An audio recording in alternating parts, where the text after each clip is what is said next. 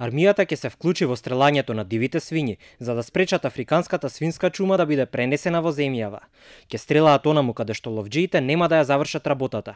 Дивите свињи, околу 8000 на број во земјава, немаат многу природни непријатели во шумата, но во следните денови ќе бидат сардисани од сите страни. И ловџиите ќе бидат на терен.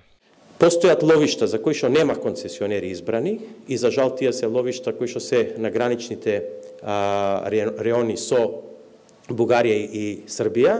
Таму им се даде налог на војската, односно на Министерството за одбрана и на Генерал-штабот, на командата на војската, да припремат оперативен план во рок од 3 дена, значи акционен план, со кој што тие ќе помогнат во истребувањето, односно одстрелот на диви свињи, како би се намалил ризикот од пренос на болест. Ние се соочуваме со две страни, ние ја одбравме превентивната да делуваме навремено, затоа што не да во случај на појавувањето, на што најмалку го сакаме, тогаш немаме избор, односно знаеме дека со појавувањето се уништуваат сите свињи на фарма. Дивите свињи живеат во чопори и околу влажни шуми. Ако некоја од нив се зарази со смртоносниот вирус, постои опасност за сите свињи во радиус од 3 километри и ќе мора да бидат убиени.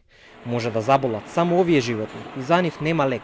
Нема вакцина и практично доколку се случи, нема ништо друго освен да настане уништување на целиот сточен фонд, односно целокупната свињарска индустрија да биде зафатена од овој проблем и да биде уништена.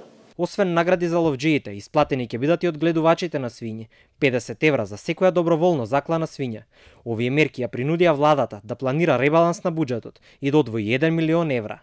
Ако епидемијата дојде и во земјава, многу поголеми ќе бидат штетите. Вака властите ги правдаат своите мерки.